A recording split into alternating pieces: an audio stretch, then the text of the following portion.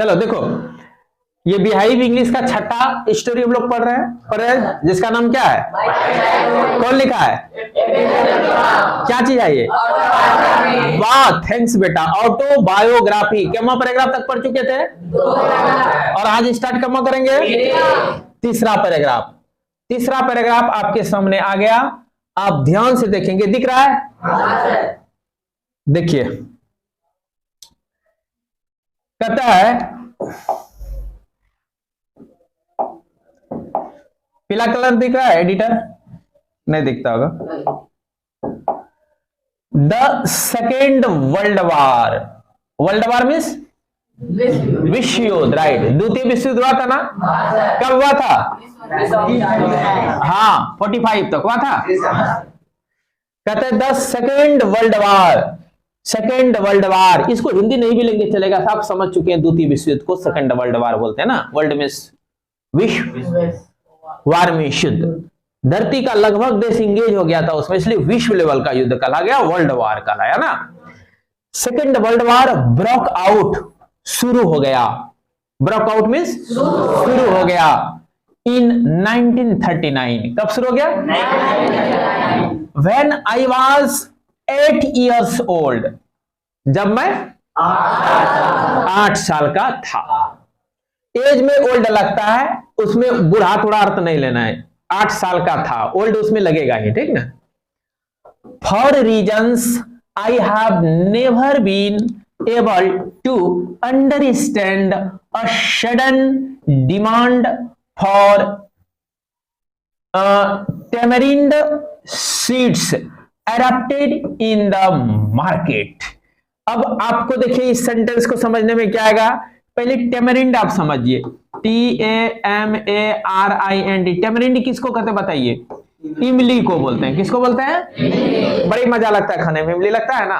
पका हुआ इमली का तो मजा ही क्या कहा जाए, ठीक। और गाछ से जब झड़ा झड़ा के खाते थे कच्चा इमली, उसका तो मजा ही नहीं कहा जा सकता है। टिकोला और इमली है कि नहीं? कहता क्या? फॉर रीजंस, किसी कारणों से, I have never been able, मैं कभी भी एबल नहीं हुआ, योग्य नहीं हुआ समझने के, अर्थात मैं कभी भी नहीं समझने योग्य हो पाया। किसी कारण से क्या चीज नहीं समझने योग्य हो पाया? अ सडन डिमांड, अचानक जो डिमांड था, मांग था इमली के बीजों का, एरप्टेड इन द मार्केट, ये मार्केट में उसका डिमांड क्या हो गया? एरप्टेड हो गया, बढ़ गया। एरप्टेड मीन्स उछाल खा जाना, बढ़ जाना। कहता ये क्या कारण था भाई? I have never been able to understand, मैं कभी भी समझ नहीं पाया कि a sudden demand for tamarind seeds, tamarind का जो सीड होता है, इमली का जो बीज होता है, उसका अचानक मांग क्यों उछाल हो गया मार्केट में, यानी मांग क्यों बढ़ गया, ये मुझे पता नहीं था, मैं समझने के योग्य नहीं था। बच्चा था ना, कितना इयर्स का था? आई यूज्ड टू कलेक्ट, मैं कलेक्ट क्या करता था? द सीड्स, किसको कलेक्ट करते थे? सीडों को। एंड सेल, और बेच देते थे देम, उन सबों को। देम यहाँ के seeds. To a provision shop, किसी दुकान में। प्रोविजन शॉप कहते हैं जिस दुकान में, किराना की दुकान यहाँ आप कह सकते हैं, हल्दी मसाला खाने की चीजें सब जहां जहां मिलता है उसको प्रोविजन शॉप कहते हैं। कोई दिक्कत पता कि एंड सेल, और बेच देते थे देम, उन सब चीजों को, to a provision shop, provision shop पर ले जाकर। प्रोविजन शॉप समझ गए? किराना के दुकान को बोलते हैं प्रोविजन शॉप। तो हिंदी नहीं भी बोलेंगे आप, प्रोविजन शॉप समझ जाइएगा। मैसूर में जितना भी किराना दुकान है वो सब प्रोविजन शॉप है ना। प्रोविजन शॉप में लिया क्या करता था? बेच देता था। और वो प्रोविजन शॉप कहां हुआ करता था? On mosque street. Mosque means मस्जिद, मस्जिद वाली गली में हुआ करता था, और वहां ले जाके मैं बेच देता था। क्या बेचता था? Tamarind seed. हिंदी नहीं बोल बेटा, इंग्लिश टर्मिनोलॉजी यूज करो, तब समझ में ज्यादा आएगा और याद भी ज्यादा आएगा। आप हिंदी बिल्कुल यूज करना छोड़िए, टर्म तो कम से कम इंग्लिश से बोलिए। क्या सेल करता था? टेमरिंड सीड्स को। कहां बेचता था? प्रोविजन शॉप में। कहां बेचता था? और ये प्रोविजन शॉप कहां होता था? मस्क स्ट्रीट में, मस्जिद वाली गली में। आगे बढ़ो। अ डेज कलेक्शन, एक दिनों का कलेक्शन, मतलब एक दिन में जो हमको कलेक्ट होता था पैसा, या कलेक्शन में तो वो जमा जो करता था बीज सब, वुड फेच मीन्स लाना, वो ला देता था मी मुझे द प्रिंसली सम ऑफ 1 आना, 1 आना लाता था। 1 आना पैसा हुआ करता था उस समय, ठीक ना। 1 आना एक शाही योग। प्रिंसली सम का अर्थ होता है कि कहा जाए बहुत अधिक मात्रा में। प्रिंसली सम का अर्थ क्या कहा जा सकता है? हाँ देखिए यहां लिखा है princely sum means generous amount, here ironic, मतलब यहाँ एरोनिक है, वो मजाकिया के रूप में प्रयोग किया गया, मतलब राजकुमार जैसा मेरे लिए पैसा हो जाता। अभी आप लोगों को अगर 5,000 अपना मिल जाए कहीं रास्ते में तो क्या कीजिएगा आप लोग बताइए जरा। क्या आप फूले नहीं समाइएगा? कितना दिन आपको नींद नहीं आएगी? 5,000 मेरा पैसा हो गया, है कि नहीं? उस समय 1 आना जिसको हो जाता था समझिए वही हो गया प्रिंसली सम था, मतलब शाही संपत्ति हो जाता था, राजकुमारों की तरफ पैसा हो गया समझो। 1 आना अगर हो जाता था, समझे ना? क्या Santosh ji? The princely some of 1 आना, 1 आना का शाही पूंजी मुझे हो जाता था। प्रिंसली सम मींस शाही पूंजी, राजाओं वाला संपत्ति, प्रिंस राजकुमार वाला संपत्ति मुझे हो जाता था। आगे बढ़ो कि राजकुमार की तरह मुझे संपत्ति हो जाता था। वो कितना संपत्ति था? 1 आना।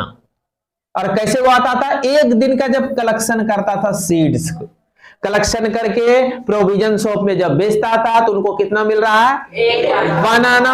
और 1 आना इसके लिए कैसा पैसा है? प्रिंसली सम। प्रिंसली सम राजकुमारों की जैसा पूंजी था वो। आगे बढ़ो। My mother in law, brother in law, brother in law किसको कहते भाई? Brother in law, in law ससुराल में लगता है, ठीक ना। अब ब्रदर है, ससुराल में भाई कौन हो सकता है? साला, बहनोई, ये सब क्या है? Brother in law. बात समझे? माई ब्रदर इन लॉ, मेरा साला जलालुद्दीन, साला का नाम क्या था? Would tell me stories about the war, युद्ध के बारे में क्या हमको सुनाते थे? स्टोरी सुनाया करते थे। किस युद्ध का? सेकेंड वर्ल्ड वार का। इनका साला उम्र में बड़े होंगे ना, और उसका नाम क्या था? जलालुद्दीन। जलालुद्दीन, जलालुद्दीन, जलालुद्दीन। हाँ, जलालुद्दीन कौन था? Brother in law. और ये क्या सुनाते थे? किसके विषय में? सेकेंड वर्ल्ड वार के विषय में। यहां तक समझ गए? Which I would later attempt to trace, trace करने का मैं प्रयास करता था। ये ट्रेस कर रहा हूं, ट्रेस, समझे? ट्रेस क्या है? वो कहता है अटेम्प्ट टू ट्रेस, मैं ट्रेस करने का क्या करता था? प्रयास करता था। Which I would later attempt to trace, trace means ये trace इसको बोलते हैं, इसको क्या बोलते हैं? चिन्हित करना। attempt means प्रयास करना। तो चिन्हित करने का मैं प्रयास करता था। कहां चिन्हित करने का प्रयास करता था? तो in the headline in Dinamani, Dinamani paper होता था, ठीक ना।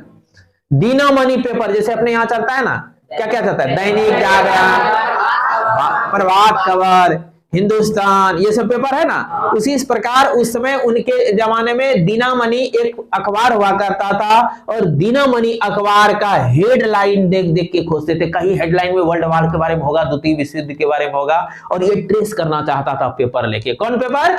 दीनामणि। कौन paper? Dinamani. What is Dinamani? Newspaper. Newspaper. What is Dinamani? उसमें वो क्या करता था? उसका हेडलाइन खोजता था। पहले हेडिंग नहीं रहता पेपर तो आप लोग देखे ही, हेडलाइन रहता है पहले, उसके बाद भीतर में पूरा डिस्क्रिप्शन रहता है छोटे छोटे लेटर में ना।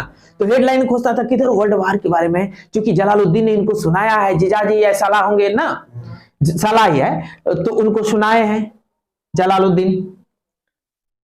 साला है जीजा है को क्लियर ना, बस ब्रदर इन लॉ है। कौन है वो? ब्रदर इन लॉ है, ठीक ना।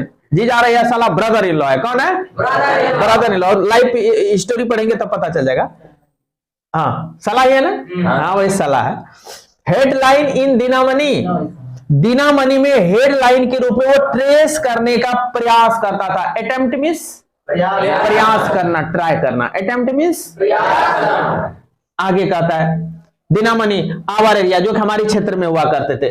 Our area being isolated, sorry हमारा एरिया जो था, हमारा जो गांव था जहां मैं रहा करता था, वो आवर एरिया हमारा क्षेत्र बिंग आइसोलेटेड, वो अलग थलग था, दूर था।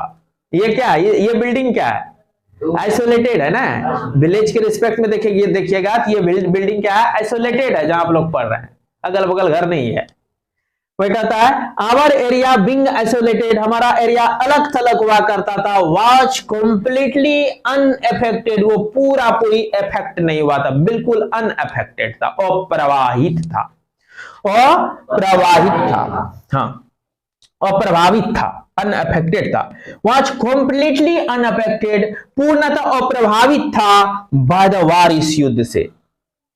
अब युद्ध होगा दिल्ली में, अगर दिल्ली में कोई घटना घटता है हम लोग क्या होंगे, अनअफेक्टेड रहेंगे ना, रहेंगे। तो उसी प्रकार वहां रामेश्वरम यही है, रामेश्वरम अनअफेक्टेड हो गया।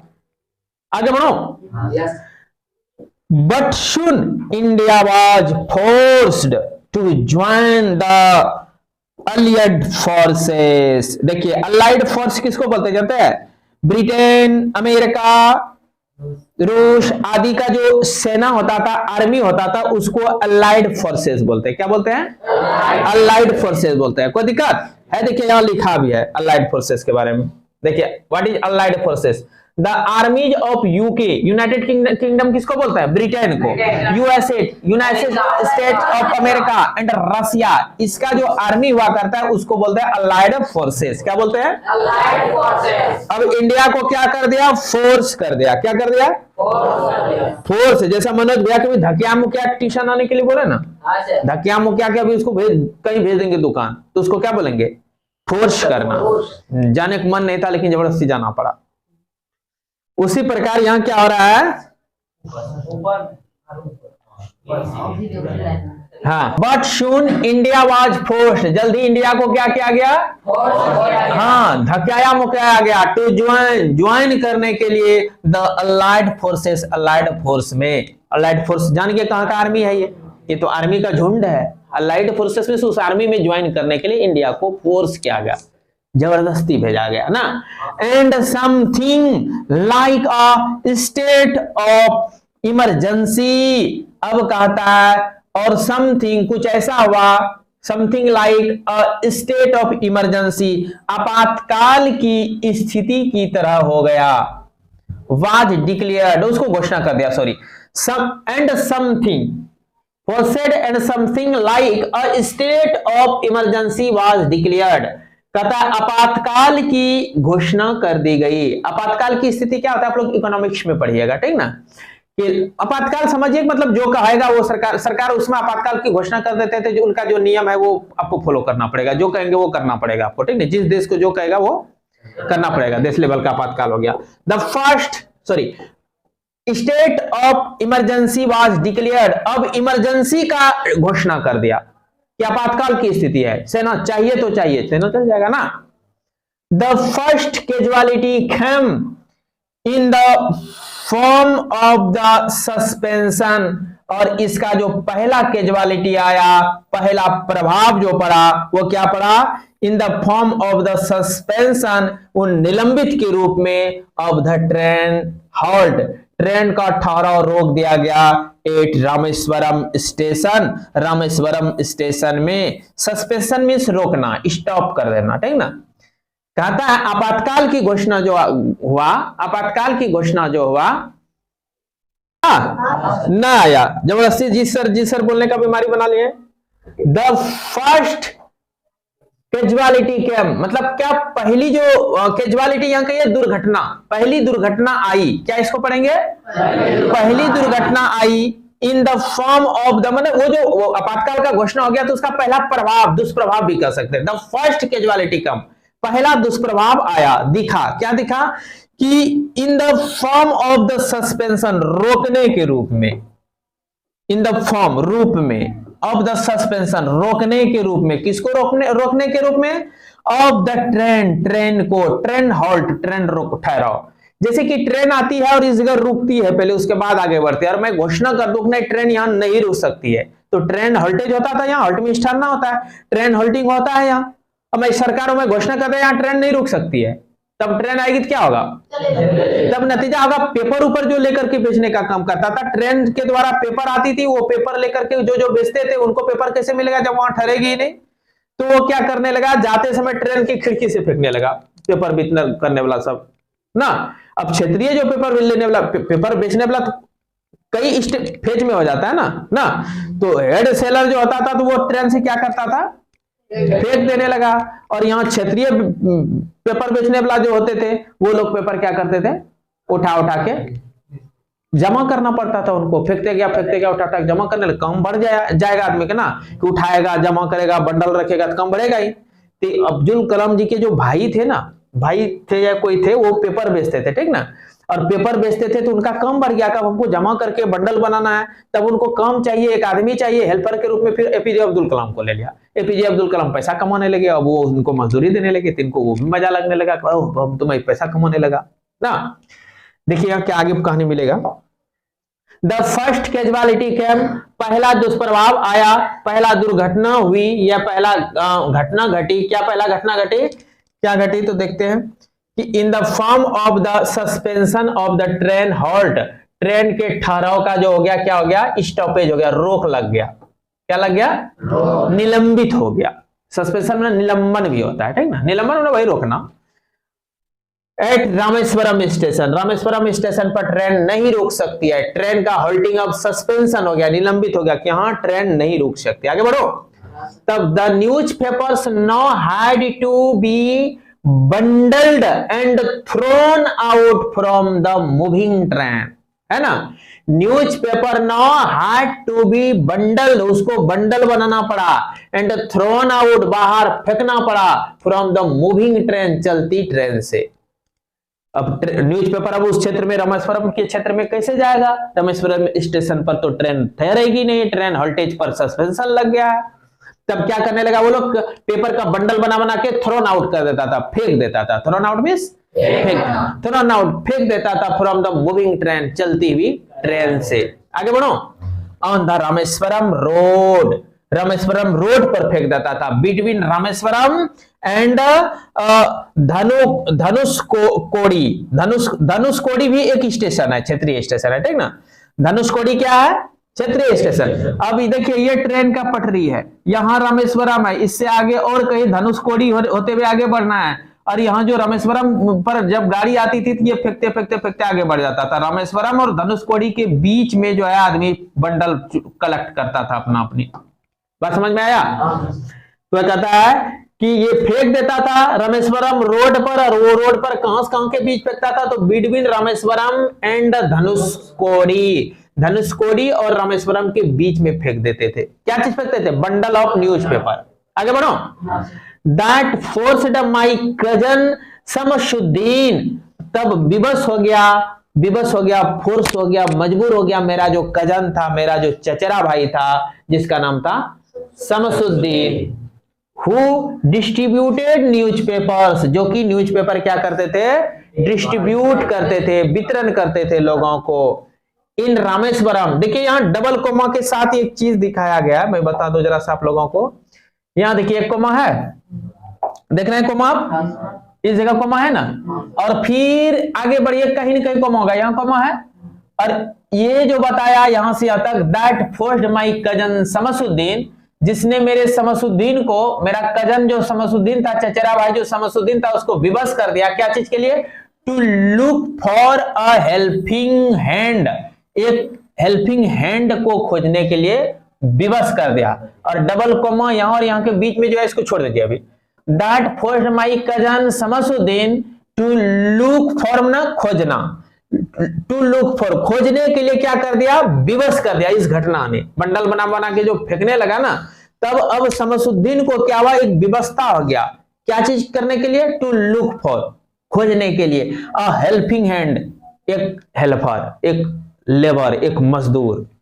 अब इनको लगा एक हेल्पिंग हैंड चाहिए, हेल्पिंग हैंड मींस सहायक, helping hand means helper, helping hand का अर्थ होता है। तो इनको एक सहायक चाहिए, एक हेल्पर चाहिए। ये विवश हो गया इस चीज के लिए। क्यों? तो टू कैच द बंडल्स, जो बंडल को पकड़े, ये उठाएगा और बंडल उसको देते जाएगा ना। एंड एज इफ नेचुरली, और ये स्वाभाविक था कि आई फिल द स्लॉट, उस स्लॉट को, उस रिक्ति को मैंने भर दिया। स्लॉट मीन्स रिक्ति, हाँ स्लॉट मीन्स हाँ रिक्ति। उस रिक्ति को मैंने क्या किया? भर दिया, खाली स्थान को मैंने भर दिया। यहां तक समझे? That's for my cousin Shamsuddin to look for a helping hand, एक हेल्पर खोजने के लिए मेरे शमसुद्दीन को क्या किया? फोर्स कर दिया, विवश कर दिया। किसने? उस घटना ने। जब आपातकाल लग गया, आपातकाल की स्थिति में ट्रेन हॉल्टेज जो होता था रामेश्वरम स्टेशन पर, उसको सस्पेंशन कर दिया गया, उसको निलंबित कर दिया गया। तब क्या हुआ? तब इनका कजन जो था, अब वो पेपर जो खिड़की से फेंक रहा है बार बार ट्रेन से, अब बंडल उठा उठा के जमा करेगा, तो बंडल को पकड़ने के लिए एक क्या चाहिए? हेल्पिंग हैंड चाहिए, एक हेल्पर चाहिए। और वो जो रिक्ति उसके लिए रहा, पद के लिए कि एक हेल्पर चाहिए, उस पद वाला रिक्ति को कौन भर दिया? एपीजे अब्दुल कलाम ने भर दिया। अब इसको डबल कोमा के बीच जो छोड़े थे वो बताएगा कि मेरे शमसुद्दीन को विवश कर दिया। ये बताएगा शमसुद्दीन के विषय में, यहां जो भी करता रहता है ना उसी के विषय में डबल कोमा देकर के बीच में बता दिया था। इसके विषय में थोड़ा सा डिक्लेयर क्या है कि हु डिस्ट्रीब्यूटेड, ये जो शमसुद्दीन था उसी के विषय में लिखा, जो कि वितरण करते थे, बांटते थे न्यूज पेपर्स इन रामेश्वरम। देखिए उसी के विषय में बताया ना। एक्चुअल में इसको इस लाइन से कोई कनेक्शन नहीं है, ये केवल और केवल कर्ता के विषय में डिक्लेयर कर देता है कि मेरा जो कजन शमसुद्दीन था उसको विवश कर दिया था खोजने के लिए एक हेल्पिंग हैंड, ताकि वो पकड़ सके बंडल को।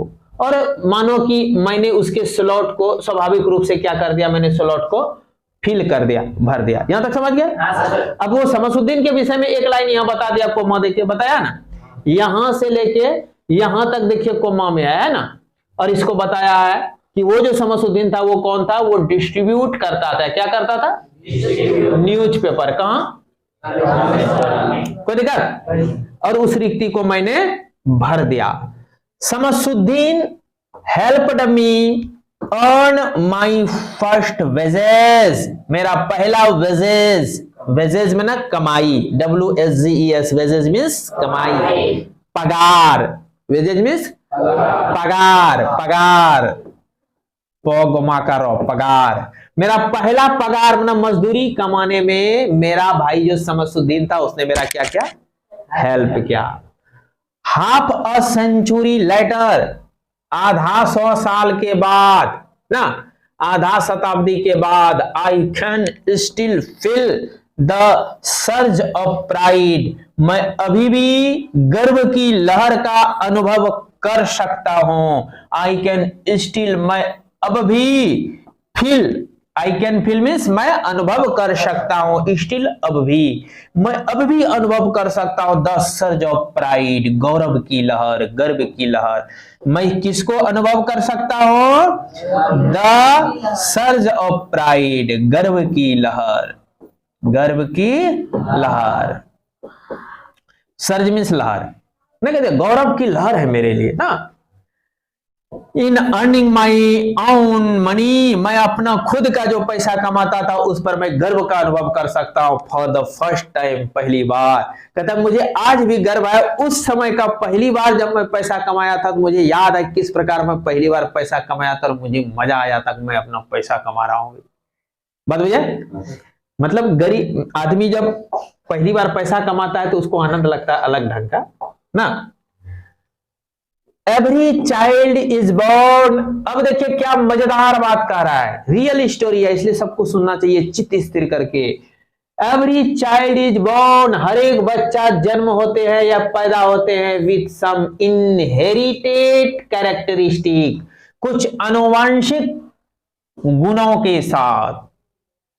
कहता कोई भी चाइल्ड जो बोर्न होता है इनहेरिटेड कैरेक्टरिस्टिक्स के साथ, आनुवंशिक गुणों के साथ, लक्षणों के साथ। जैसे ने कहता उसका पापा मजबूत था तो बेटा मजबूत हो गया, पापा लंबा है तो बेटा लंबा हो गया, माँ बाप लंबा है तो बेटा लंबा हो गया। ये हुआ इनहेरिटेड कैरेक्टरिस्टिक।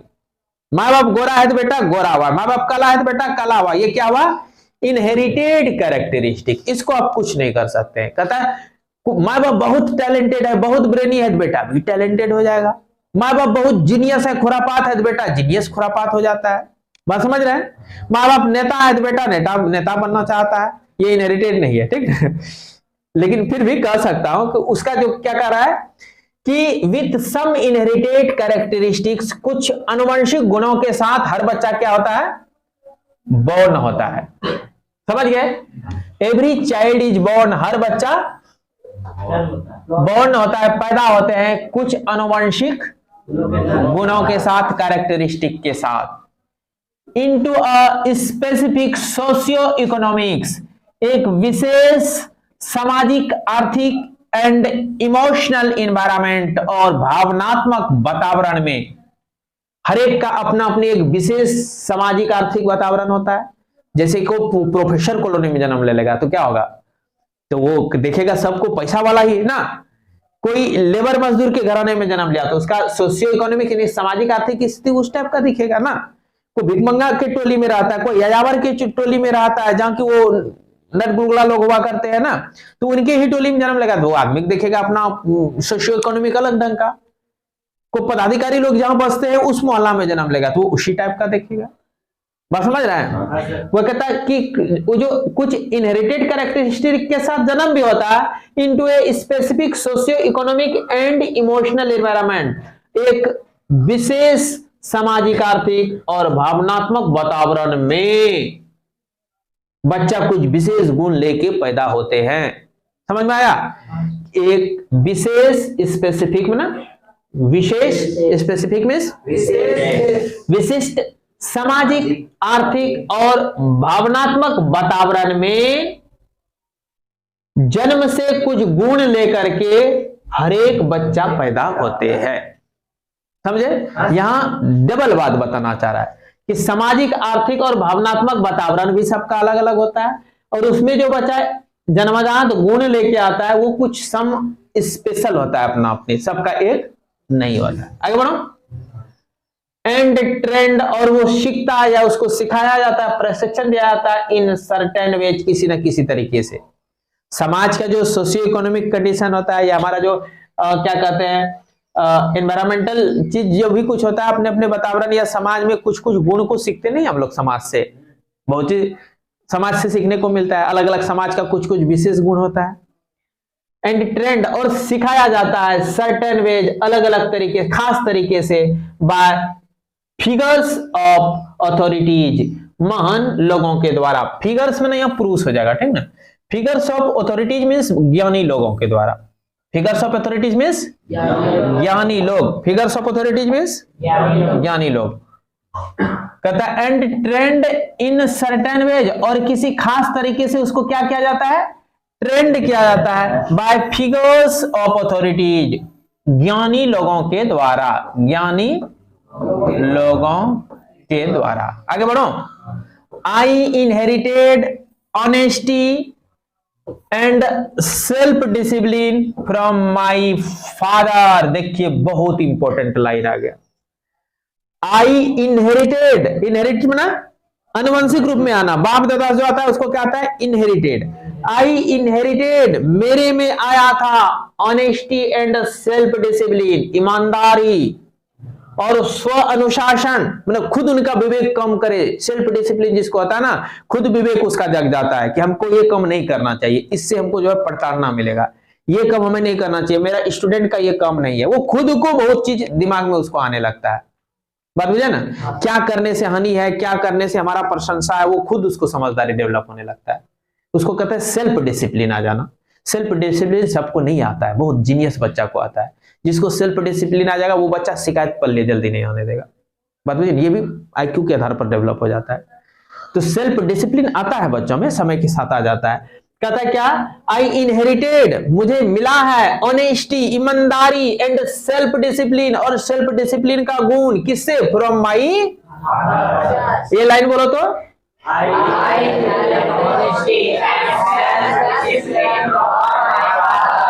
और क्या होता है?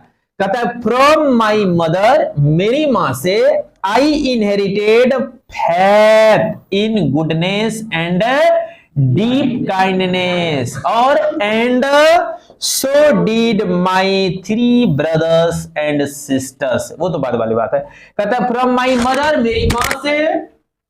उरी बाबा, क्या कह रहा फिर आगे आगे थोड़ा सा डिस्टर्ब हो गया था माइक गिरने के कारण। मैं एक बार डिक्लेयर करता हूं, यहां क्या था कि फादर से क्या क्या मिला, इनहेरिटेड हुआ ऑनेस्टी एंड, आगे कहता फ्रॉम माई मदर, मेरी मां से, आई inherited faith in goodness and deep kindness. दो चीज मिला मां से, अच्छाइयों में विश्वास, क्या चीज में,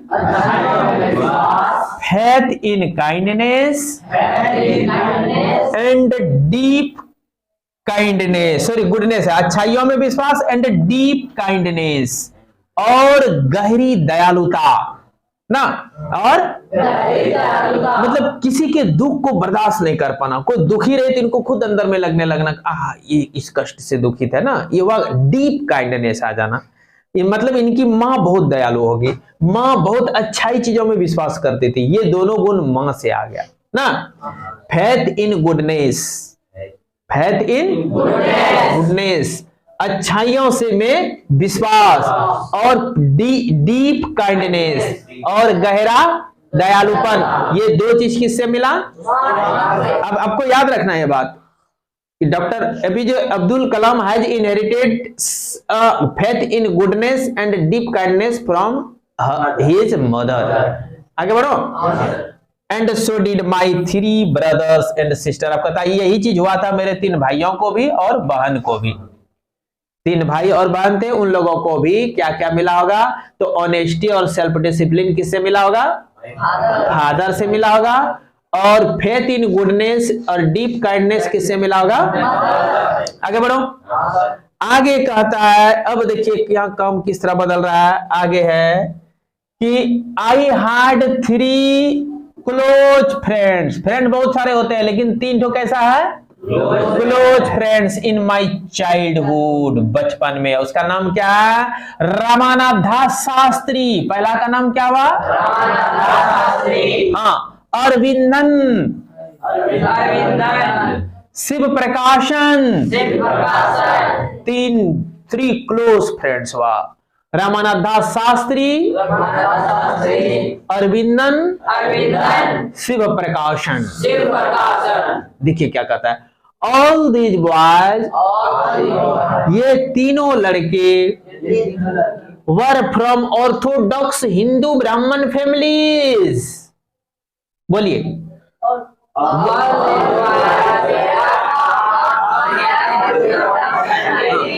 हाँ, ऑल 3 बॉयज, ये तीनों लड़के वर थे, ये तीनों लड़के थे फ्रॉम ऑर्थोडॉक्स हिंदू ब्राह्मण फैमिली। देखिए यहाँ क्या कह रहा है, रूढ़िवादी, ऑर्थोडॉक्स मीन्स रूढ़िवादी, ऐसा परिवार जिसका विचारधारा पौराणिक हो, घटियागिरी हो, इससे नहीं भिड़ना चाहिए। तो गरीब है उसको नई नजर से देखना चाहिए, ये नीच जात का है इसके पास भिड़ना नहीं चाहिए, नहीं होता है, उसको रूढ़िवादी ज्ञान बोलते हैं। क्या बोलते हैं, हाँ, छुआछूत रखना, लड़का लड़की से भेदभाव रखना, जाति के कारण छुआछूत रखना, ये क्या है, रूढ़िवादी, उसी को ऑर्थोडॉक्स बोलते हैं।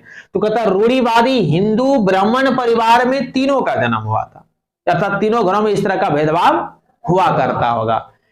एज चिल्ड्रन, बचपन के रूप में, नन ऑफ अस, हम लोगों में से कोई भी नहीं, इवर फेल्ड, कभी अनुभव किए थे, एनी डिफरेंसेस, कोई छुआछूत, कोई भेदभाव, एमॉन्ग्स्ट आवर सेल्फ, अपने आप में, मतलब हमारा, हम तीनों जो थे, हम तीनों में से कोई इस तरह डिफरेंसेस अनुभव नहीं किए थे। मैंने तीनों में इतना दोस्ती था कि हम लोग में ऐसा नहीं वो कहता था तुम मुस्लिम हो नहीं भिड़ना, तुम चमार हो नहीं भिड़ना, तुम यादव हो नहीं भिड़ना, इस टाइप का डिफरेंसेस देखने को नहीं मिला। भेदभाव, डिफरेंसेस मींस भेदभाव, वही कहता है कि इस प्रकार का भेदभाव देखने को नहीं मिला। के रूप में, none of us ever felt any differences amongst ourselves because of our religious differences and upbringing।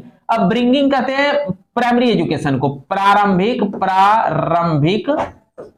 शिक्षा को किसको बोलते हैं, हाँ, और रिलीजियस डिफरेंस में धार्मिक भेदभाव किसको कहते हैं, धार्मिक भेद भाव, धार्मिक भेदभाव। यहां देखिए क्या कर रहा है, तो वही कहता है बचपन में, एज ए चिल्ड्रन, बचपन के रूप में, नन ऑफ अस, हम में से कोई भी नहीं, ईवर फेल्ट, कभी भी अनुभव नहीं किया, एनी डिफरेंसेस, कोई भी भेदभाव, अमंग आवर सेल्फ, अपने बीच में, because of our religious differences, अपने धार्मिक भेदभाव के कारण हम लोग कभी भी आपस में छुआछूत का शिकार नहीं हुए, एंड अपब्रिंगिंग, या प्रारंभिक शिक्षा के कारण ही कि कभी भी भेदभाव हम लोगों में नहीं हुआ। आगे कहता है इनफैक्ट, वास्तव में Ramanath Das Shastri was the son of Pakshi Lakshman Shastri, बाप का नाम था, ठीक ना, क्या नाम था, पक्षी लक्ष्मण शास्त्री। रामानाथ दास शास्त्री जो था, इनके, ये किनके बेटे थे, रामानाथ दास शास्त्री जो बेटा था वो कहता was the son of Pakshi Lakshman Shastri. ये बाबूजी का नाम था पक्षी लक्ष्मण शास्त्री। क्या नाम था, the high priest of the Rameswaram temple. देखते हैं, रामेश्वर के मंदिर का बहुत बड़ा पुजारी था, हाई प्रीस्ट था, कृष्ण पुजारी, बहुत बड़ा पुजारी था। कहां का, रामेश्वर टेम्पल। कहता है बाद में, लाइटर, बाद में, he took over the priesthood of the Rameswaram temple from his father. कहता है उनके फादर से उनको क्या मिल गया, priesthood, ये पुजारी का पद, priesthood मीन्स पुजारी का पद। बाद में ही टुक ओवर, उन्होंने ग्रहण कर लिया, उन्होंने ले लिया the priesthood of the Rameswaram temple, Rameswaram मंदिर का पुजारी वाला पद, priesthood में पुजारी वाला पद। किससे लिया, फ्रॉम हिज फादर से। देखते हैं इस सब का फिगर, देखिए फादर से ले लिया ना। और कहता है, अब उसका रामानाथ दास शास्त्री का कहानी खत्म। Aravindan went into the business of arranging transport from visiting pilgrims. कहता वो जो पिलग्रिम लोग आते थे, तीर्थयात्री लोग आते थे, उनको ट्रांसपोर्ट करने का, इधर उधर करने का जो बिजनेस खोला, वो कौन खोला, अरविंदन ने। Aravindan went into the business, ये बिजनेस करने चला गया। किस चीज का बिजनेस, अरेंजिंग ट्रांसपोर्ट, यानी कि यातायात अरेंज करने वाला, फ्रॉम विजिटिंग पिलग्रिम्स, जो आगंतुक बाहर से आएंगे तीर्थयात्री लोग, वो कहां बैठेगा, किधर जाना है, उसका अरेंज करने का सारा बिजनेस खोल लिया कौन, अरविंदन। उसमें भी कमाई बहुत होती है, बात बुझे। अरविंदन का भी कहानी खत्म। एक तो बाप का पुजारी बन गया, पोस्ट ले गए, प्रीस्टहुड लिया, कौन लिया वो, रामानाथ दास शास्त्री। अरविंदन ने क्या किया, ये बिजनेस खोल दिया, क्या चीज का, arranging transport for visiting Pilgrim, जो तीर्थयात्री लोग आते थे उनके यातायात को अरेंज करने का एक बिजनेस खोला ना। और एक बचा, एंड शिव प्रकाशन बिकम अ कैटरिंग कॉन्ट्रैक्टर, ये खाना पीना बनाने होटल का ठेकेदार बन गया, for the southern railway, southern railway का, साउदर्न रेलवे मीन्स दक्षिणी रेलवे में जो है कैटरिंग कॉन्ट्रैक्टर बन गया, यानी खाना पीना बनाने वाला ठेकेदार बना, होटल खोल दिया। ये क्या कर दिया, तीनों दोस्त का कहानी सुन लिए। एक चले गए कहां, प्रीस्टहुड पद पर ले लिए। दूसरा क्या कि वो बिजनेसमैन बन गया, किस चीज का, अरेंजिंग ट्रांसपोर्ट विजिटिंग पिलग्रिम, यानी जो पिलग्रिम आते थे, तीर्थयात्री लोग आते थे, कौन, तीर्थयात्री लोग आते थे, उनको ट्रांसपोर्ट अरेंज करने वाला, यानी आना जाना, कहां बैठेगा, कहां उठेगा, मतलब कहिएगा रेस्टोरेंट का व्यवस्था ही करने लगे, ये ना, पिलग्रिम के लिए। और शिव प्रकाशन क्या किया, कैटरिंग कॉन्ट्रैक्टर बन गया, क्या कर दिया, for the southern railway, southern railway में, दक्षिणी रेलवे में। तो बच्चों दो पैराग्राफ में लाइन बाय लाइन करके पढ़ाया, मैं उम्मीद करता हूं आपको समझने में बहुत बढ़िया तरह से आ गया होगा। 2 बार 3 बार आप वीडियो देखेंगे, एक एक वर्ड याद हो जाएगा, लाइन बाय लाइन आप अर्थ निकालने सीख लेंगे। इसी प्रकार जुड़े रहेंगे चैनल से, 3-4 क्लास में पूरा कहानी खत्म कर दूंगा और एक एक लाइन बाय लाइन हिंदी में एक्सप्लेन कर दूंगा, ताकि आपको किसी तरह की दिक्कत ना हो। ठीक है, मिलता हूं नेक्स्ट क्लास में।